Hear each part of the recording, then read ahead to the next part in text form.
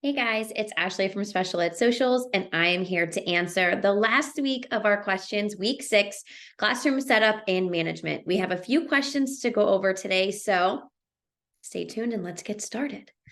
All right, so our first question says, how do you handle not having a bathroom or sink in your classroom? So when I did self-contained special ed, I did not have either of these in my classroom. So what I did was I asked the FACS teacher, Family and Consumer Science is what it stands for, almost like home ec.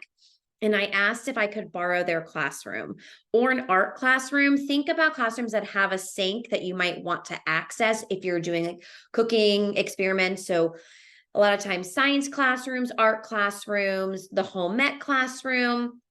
See if you could use their classroom like during their planning period, or if there's a downtime during that time to use the sink for cooking. And this was always a great opportunity to teach my students how to make sure that we cleaned up after ourselves, to make sure the classroom looked as presentable as when we entered the classroom. If not, a lot of times I would just get like a big bowl of water if I needed like a ton of water for cooking, or I tried to make things that didn't require the oven, stove, and things like that. We did a lot of Easy Mac and things you could make in the microwave, like dips. We talked about making sandwiches, learning how to slice fruit and things like that. But we would get a bowl of water to wash the fruit in and things. So you kind of get creative. Bathroom was a little bit more challenging. Obviously, sometimes you have those students that you can trust to go in and out of the bathroom. I was lucky enough to have a bathroom like I could peek my head out and see. And I would try to not have my students use the bathroom during changes. I was in middle school, so like classroom changes, but also we were able to use the nurse's office if we needed to for students that might need additional assistance or like clothing changes. However, the nurse was at the other side of my school. So getting creative, a lot of times you might just have to literally take a bathroom break, almost like in elementary school. If your elementary school doesn't have a bathroom, you go line up in the hallway. It's a great time to either get your kids a stretch break, a walk. You could have one assistant assisting with the restroom, other assistants walking your students, or you could sit and have them on a doodle pad, a whiteboard, playing with a fidget. It's not ideal, but sometimes you have to like integrate and really be creative with your solutions, which I hate saying, but we're not all lucky enough to have a bathroom. Kitchen, if you don't have one. So I gave you some suggestions in the first question: finding a place that you can cook, or asking if you can bring in a griddle or a stovetop or a crock pot. Make sure you ask your admin, because a lot of times they have fire code regulations. I know that Keurigs are not allowed in our classrooms anymore. We have to have like the industrial grade ones, I think is what they call them. So just make sure you ask your admin before you do all the things from there. Okay, top 3 classroom setup must-haves. Visuals are number 1. Making sure that it feels open so that you don't feel like claustrophobic, and organized. Those are like my 3 classroom must-haves, like having everything organized, have a place for everything. I hate clutter. So sometimes I will keep things at my house. It's not ideal, but I would rather have like 2 plastic totes sitting in my basement than have them cluttering up my classroom, because sometimes that can be overstimulating to your student population. Okay, next one. What can my paraprofessional do to help set up for back to school? So I have my paras do lots of things, either make the bulletin board. Sometimes I'll just like print out like one that I want similar. They can make the letters, do my bulletin boards. They can help set up desks. They can help label everything, laminate things, make copies, help you set up the actual furniture, wipe everything down, those kinds of things. And I do a back to school handbook because I'm teaching ECSE, so preschool. So parents, this is their first opportunity to have their kids in a public school, so they have lots of questions. So I have an 11-page book that goes out that has a lot of specific details, which 11 sounds crazy, but it's broken down into like different sections. So basically I can answer a lot of their like concerns or questions that they might have coming into the school year. All right, let me go back to this part. Okay.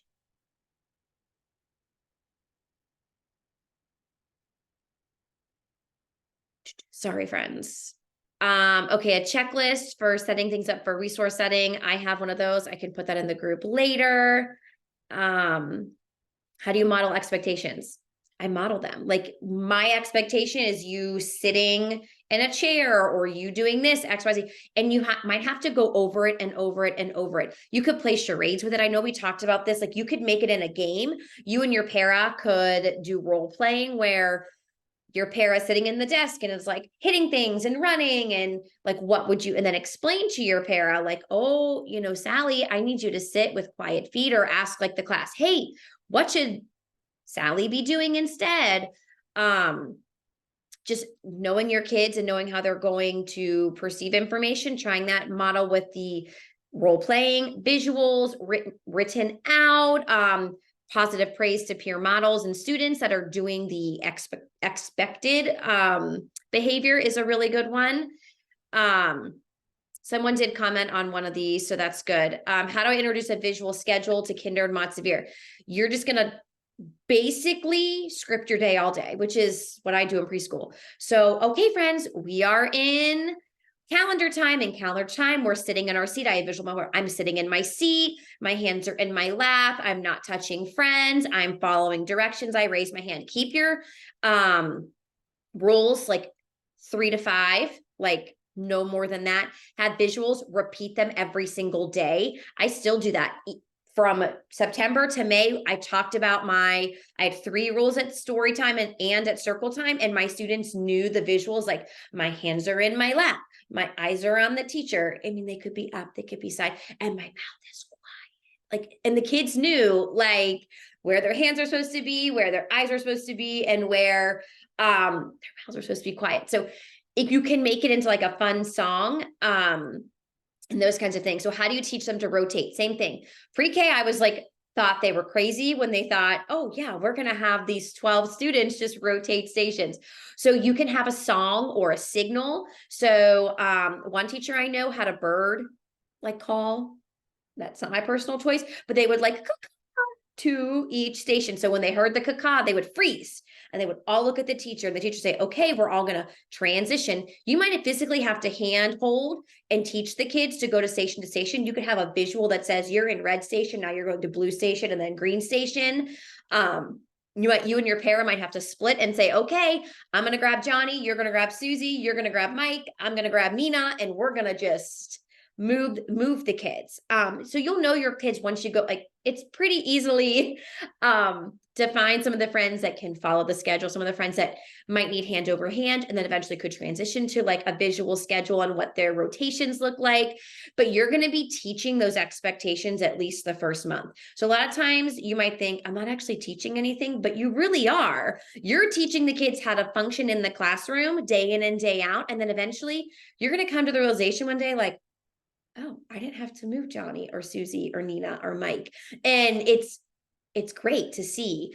So this one says, I want to establish more centers this year. Behaviors are not disruptive. Do you have any ideas on how to center for life skills? Okay, so Heather and I both taught life skills. I just had a center, literally, and I would put it in their day. And so life skills sometimes was individualized. And a lot of times my speech pathologist would pull my kids during life skills because it wasn't a subject that we tested on for like the end of year testing for your state standards and testings like that.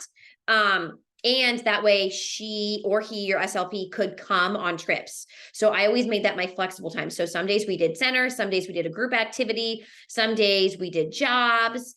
So I incorporated that a lot. So your centers can be just task cards. It can be things as like folding socks, putting hangers on a shirt. It can be identifying small, medium, and large with different things. It can be stacking cans on a bookshelf. It can be learning how to put things in a paper bag, going heaviest to lightest. Depending on what type of thing you're working on. Like, are you learning on how to read a schedule? Do that. Like, integrate activities. You could have a small center for that. You could do a big group. Are you working on reading a calendar? Are you working on hot and cold, kitchen safety? So incorporating that, you can think of small group activities, whereas you maybe have 1 or 2 kids working, so you can work on a specific skill. And then your para could be doing a scavenger hunt throughout the school, or a big group, or listening to a story, or working on boom cards as a whole class. Start slow and maybe only do centers once a day. And maybe it might only be in math, whatever is easily differentiable. No, whatever is easily differentiated in your classroom. Sorry, guys, I had a brain fart. So think about the area of your classroom where you have the most assistance, whether that's your SLP, your PT, your OT, or maybe there's a time in your day that your principal's like, you know what? I got 30 minutes where I have this para that is just kind of like floating. Ask your principal for that. Say, hey, do you have a time of day where there's maybe a classroom or a para that's maybe assisting a grade level that doesn't need assistance at that time, and they're just kind of like hanging and floating and just being like a floater, I guess. Can I borrow them? I did that my first year, and that was great because I had 3 different grade levels and 2 people, and my kids had to be in 3 different locations, and I can't duplicate myself.